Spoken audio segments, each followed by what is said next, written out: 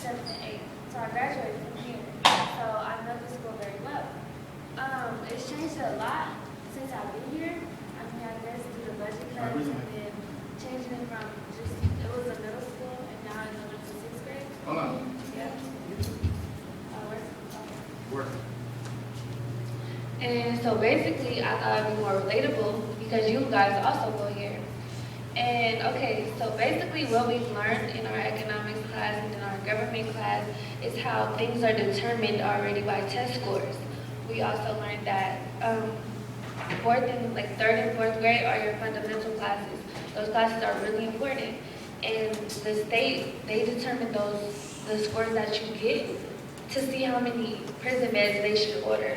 So not doing good on state tests really does determine something. So when people don't take those seriously, then the government just automatically assumes these are kids that will fail in school in the future.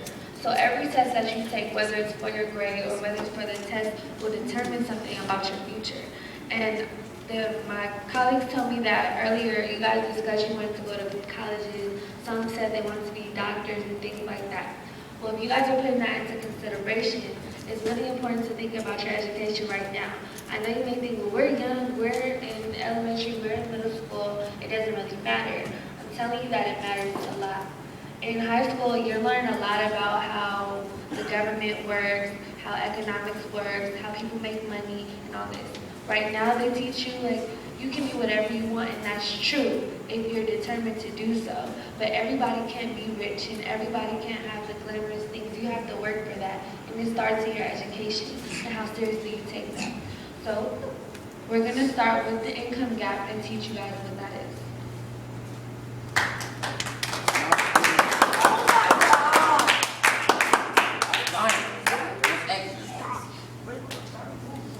So the purpose of our research project is to inform students of all ages about the importance of the income gap in our community.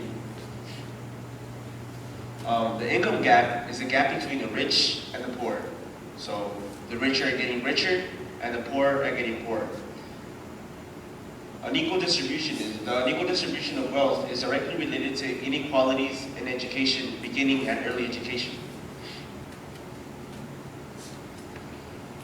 So, between 1979 and 2007, the top 1% increased by 281%.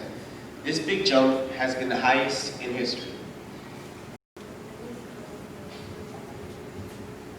Okay, so when he says the top 1%, there's a thing called the 99 versus the 1%. And the 1% is like the top of a pyramid who control like a majority of the wealth that's distributed among everybody else. The 99 is minorities, and it's the chances of being in poverty between blacks and Hispanics double for the chances of being white and being in poverty.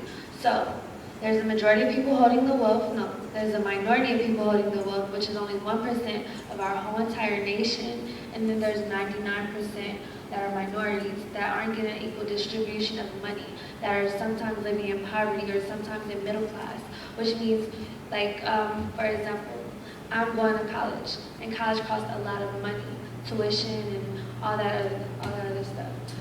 Then my mom, she's middle class, so we're not rich at all, but we're also not in poverty.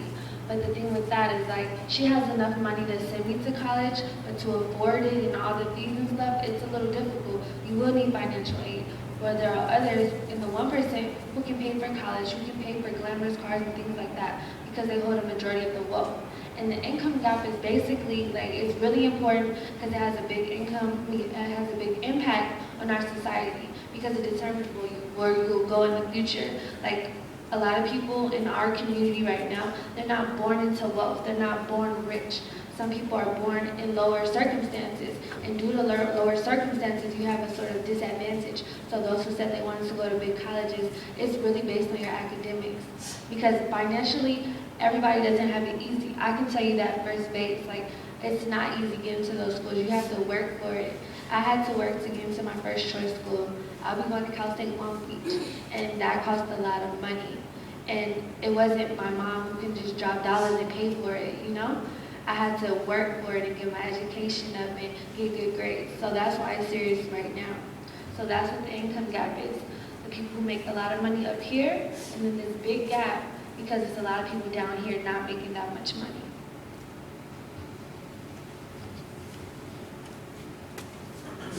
So there's a whole bunch of information up there, see if you guys can recognize and stuff. After tax income, the 1% of the population has almost quadrupled from 347,000 to over 1.3 million. Since the gap has gotten wider, the top percent income is 973